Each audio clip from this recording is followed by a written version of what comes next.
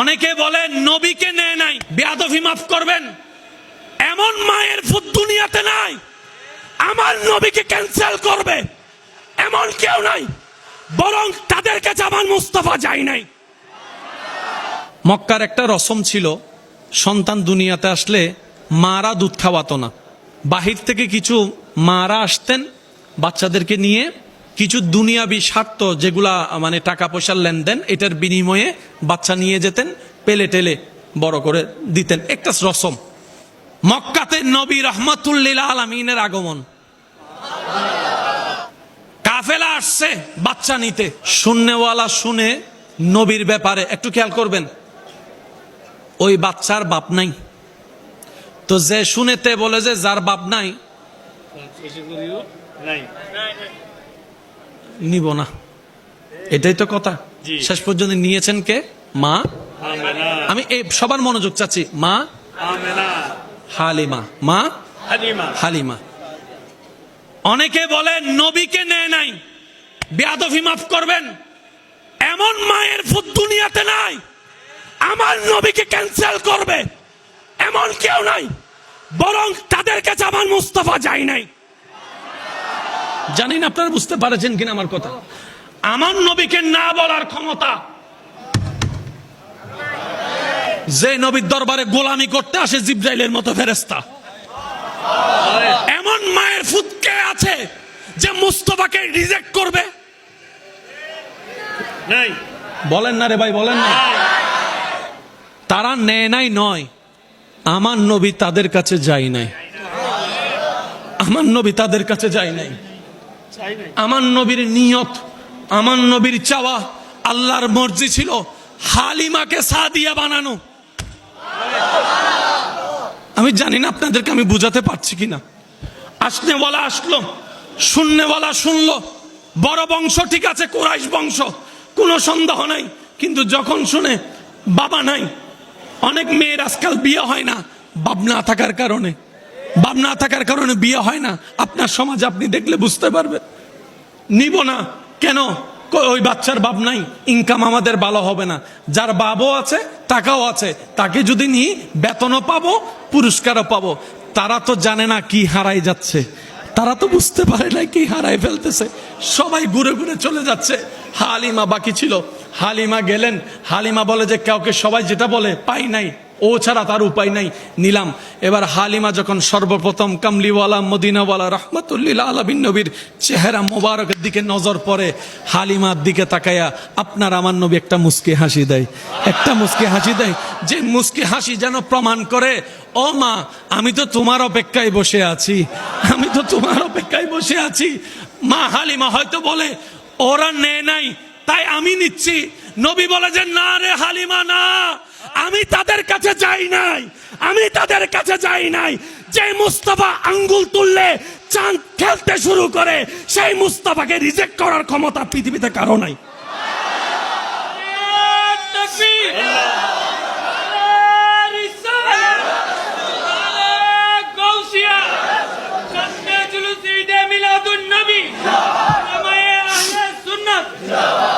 মা হালিমা নিলেন, একটু মনোযোগ, মা হালিমা নিলেন। এবার চেহারা দেখে মা হালিমার লেনদেনের কথা, আর চেহারা যখন দেখছে ওয়াদ্দুহাওয়ালা চেহারা, কোথায় আছে, কি বার, মাস কি, দিন না রাত, লেনদেনের কথা মনে। হালিমা বলে যে এটা নিব। একজনে বলে লস হবে, কয় আমি যে লাভ দেখতেছি তুই সেই লাভ এখনো দেখোস নাই, আমি যে লাভ দেখতেছি তুই সেই লাভ এখনো দেখোস নাই। সাথে সাথে বুকে জড়ায় নিলেন, কোনো প্রকার কিছু করা ছাড়াই। ওই দুর্বল যেটা গাধা ছিল, বাহন ছিল, বাহনে উঠলো। যারা আসার সময় হালিমা সবার শেষে, আজকে পৌঁছানোর সময় হালিমা কয়েকদিন আগে পৌঁছাই গেছে, হালিমা কয়েকদিন আগে পৌঁছাই গেছে। এবার সবাই জিজ্ঞেস করে কিরে হালিমা তুমি ফ্রাডু গাড়ি ফাইলা কই, মার্সিডিজ গাড়ি ফাইলা কই? কয় কিচ্ছু জানি না। এই ওনাকে নেওয়ার পর থেকে আমার বাহন কিভাবে স্পিড বাড়লো, রাস্তার দূরত্ব কিভাবে কমলো, আমি কিচ্ছু জানি না। শুধু এতটুক জানি, উনি ঘরে আসার পর থেকে আমার মরা গাছে ফুল ধরা শুরু হয়েছে, সুবহানাল্লাহ। আমার মরা গাছে ফল ধরা শুরু হয়েছে, সুবহানাল্লাহ। যে ছাগলের ওলানে দুধ ছিল না, মরা ছাগল, দুর্বল ছাগল, এখন সেই 3-4 ছাগলের দুধ এক ছাগলে দেওয়া শুরু করেছে। চতুর্দিকে বরকত, এদিকে বরকত, ওদিকে বরকত, ডাইনে বরকত, বামে বরকত। রাতে সন্ধ্যা হলে অনেক গ্রামে দেখবেন এখনো মাগরিবের পরে সবাই ঘুমায় যায়, লাইট বন্ধ করে দেয়, সবার ঘরে অন্ধকার থাকতো, কিন্তু মা হালিমার ঘর থেকে একটা আলো দেখা যেত, একটা আলো দেখা যেত। এই আলোটা কেমন আলো? সূর্যেরও আলো আছে, চন্দ্রেরও আলো আছে। সূর্যের আলোর দিকে তাকানো যায় না, চন্দ্রের আলোর দিকে তাকাইলে চোখ ফিরানো যায় না, চোখ ফিরানো যায় না, চোখ ফিরানো যায় না। হালকা হালকা মিষ্টি আলো। এবার মক্কাবাসী যারা ওখানে মা হালিমার আশেপাশে যারা ছিল তায়েফে, সবার মুখে গুঞ্জন শুরু হয়ে গেল, কিরে হালিমার এমন কি তকদির পাল্টাই গেল, মরা গাছে ফুল ধরে ফল ধরা শুরু হলো, আপনার বাচ্চা দেওয়া শুরু করলো, দুধ দেওয়া শুরু করলো। ও হালিমা, রাতে তুমি জ্বালাও কি? আমি সুবহানাল্লাহর আওয়াজ শুনি না, আরো জোরে বলে। ও হালিমা, রাতে তুমি জ্বালাও কি? কোন জায়গার থেকে কোন লাইট কিনলা? বলে যে লাইটও কিনি না, কিছুই জ্বালাই না, সব এই চেহারার আলো, এই চেহারার আলো। যারা রিজেক্ট করছে, নিব না, বাপ নাই, তারাই এসে হালিমার কাছে কয় 10,000 বাড়াই দিব, আমারে দে। একজনে কয় 20,000 বাড়াই দিব, আমারে দে।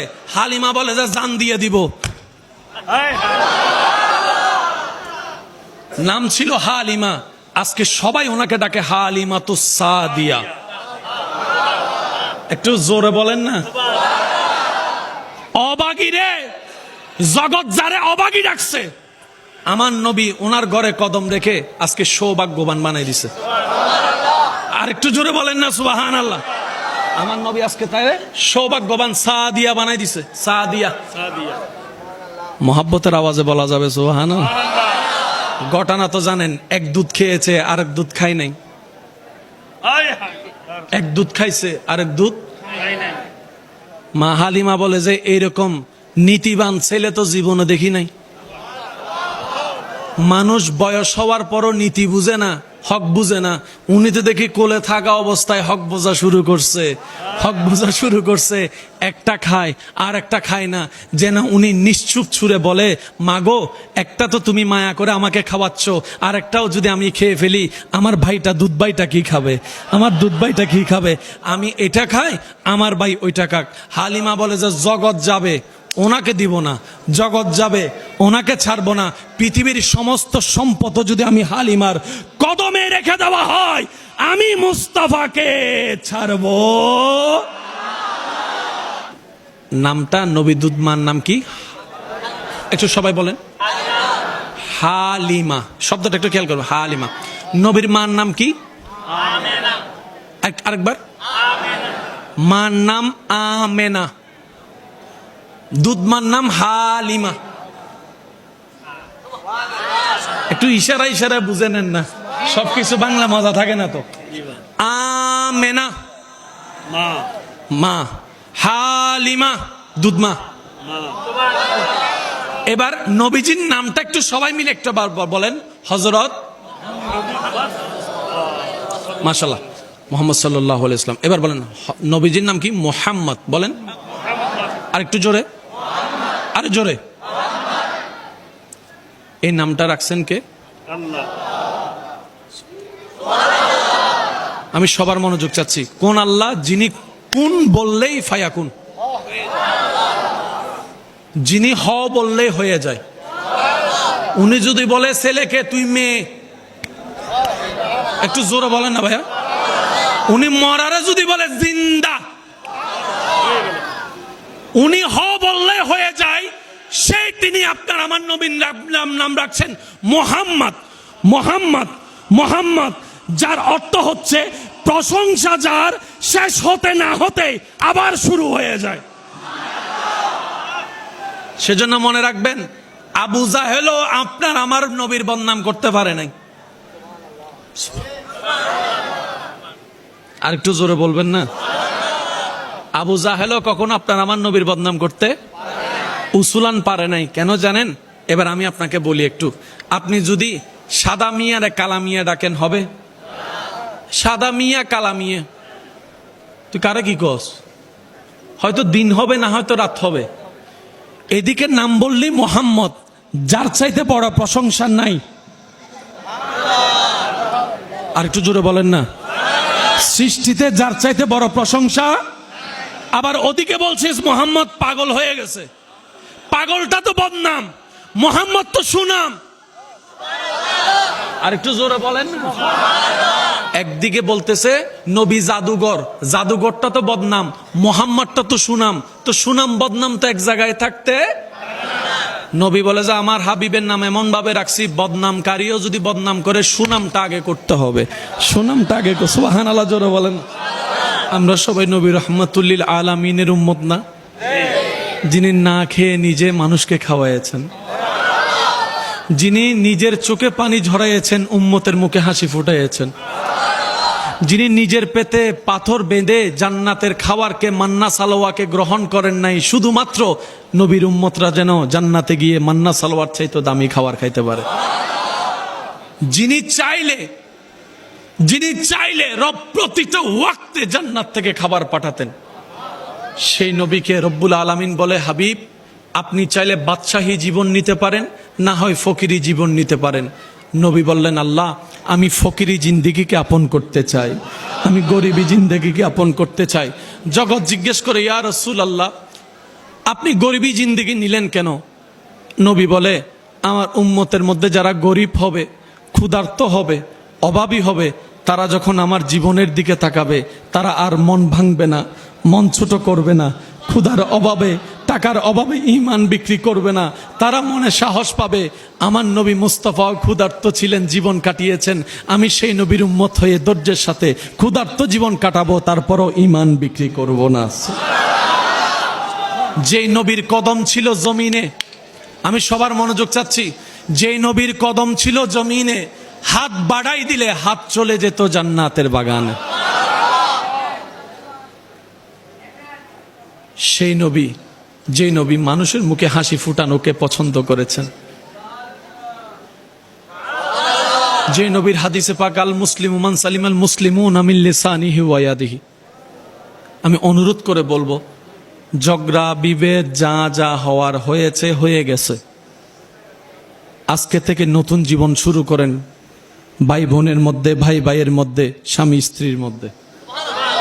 কারণ আমাদের হায়াত অর্ধেক, বলেন না, আমাদের হায়াত অর্ধেক, বাকি অর্ধেকটা অন্তত শান্তিতে নিঃশ্বাস নিয়ে বাঁচার চেষ্টা করেন। 1000 কোটি টাকা থেকে লাভ কি যদি আপনি বিছানায় শুয়ে শান্তির ঘুম ঘুমাতে না পারেন? 1000টা এসি থেকে লাভ কি যদি আপনি স্বস্তিতে নিঃশ্বাস নিয়ে ঘুমাতে না পারেন? এটা কখনো সুখের জীবন হয় না ভাই। ওয়াল্লাযী আনজালাস সাকিনাতা ফি কুলুবিল মুমিনিন, শান্তি তারাই পায় যারা মুমিন হয়েছে, অন্তর থেকে রবের দেওয়ানা হয়েছে। বলেন সুবহান। আজকের এই মাহফিলকে আল্লাহ কবুল করুক। আরেকটু জোরে, আরেকটু মহাব্বতের আওয়াজে। নবীকে মারতে আসছে, নবী হাসি মুখে তাকে কালিমা পড়াই দিছে। আরেকটু জোরে। নবীকে যারা অপবাদ দিয়েছে, নবী তাদেরকে পরে সম্মানের আসন বসাই দিয়েছে। এমন অনেক মানুষ মারতে গিয়েছে, নবীকে গালি দেওয়ার কারণে নবী উল্টা তার পক্ষ হয়ে সাহাবার হাত থেকে তাকে রক্ষা করেছে। সত্যিকার শক্তিশালী কে জানেন? মনোযোগ, শেষ ভালো যার সব ভালো তার। সত্যিকার শক্তিশালী সেই ব্যক্তি যার ক্ষমতা থাকার পরও ক্ষমতা দেখায় না, সবসময় নিজেকে মাটির সাথে মিশাই রাখে। ওয়া ইবাদুর রহমান আল্লাযিনা ইয়ামশুনা আলাল আরদি হাওনান। সেজন্য যারা নিজেকে মাটির সাথে মিশাই রাখে, কম কথা বলার চেষ্টা করে, চোখকে নিচে রাখার চেষ্টা করে, মনটাকে শান্ত রাখার চেষ্টা করে, অভাবীর দূর করার চেষ্টা করে, অভাবীদের, দুঃখী মানুষের মুখে হাসি ফুটাইতে চেষ্টা করে। সুবহানাল্লাহ। ক্ষুধার্তর মুখে খাবার দেওয়ার চেষ্টা করে, তৃষ্ণার্তর সামনে পানি রাখার চেষ্টা করে, রাস্তা যার বন্ধ তার জন্য রাস্তা খুলে দেয়, যার ইজ্জতে আঘাত আসে নিজে ডাল হয়ে দাঁড়িয়ে আরেকজন ঈমানদার ভাই বোনের ইজ্জতকে রক্ষা করে। নবী বলে যে সে আমার উম্মত, সে আমার উম্মত, সে আমার উম্মত, সে আমার উম্মত, সে আমার উম্মত। বলেন না সুবহান। মেরে যেতে নাম জিতা নয়, মাফ করে দেওয়ার নাম জিতা। সুবহানাল্লাহ জোরে বলেন।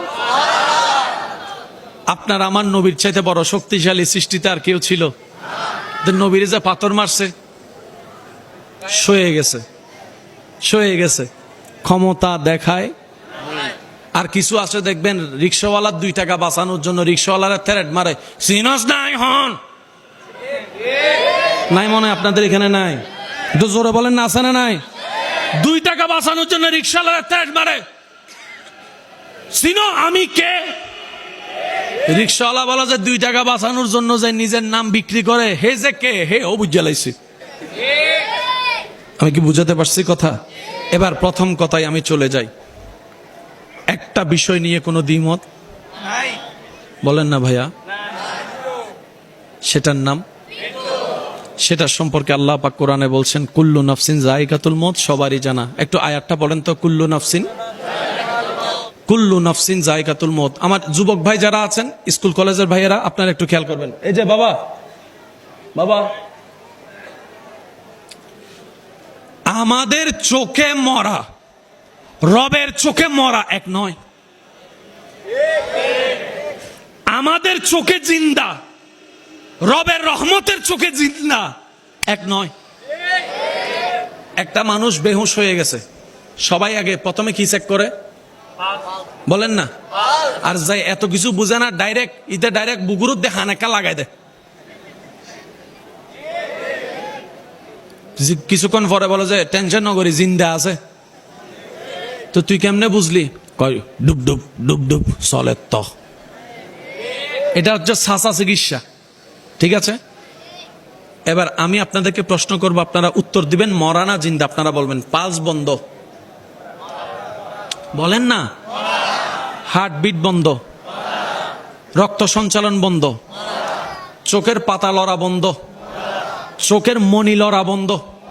মানুষ ঘুমাইলে দেখবেন চোখের মনি ঘুরতে থাকে। কখনো দেখছেন কিনা জানি না, কোন ঘুমন্ত মানুষকে একটু এরকম করে দেখবেন, দেখবেন চোখেটা আর এক জায়গায় থাকে না।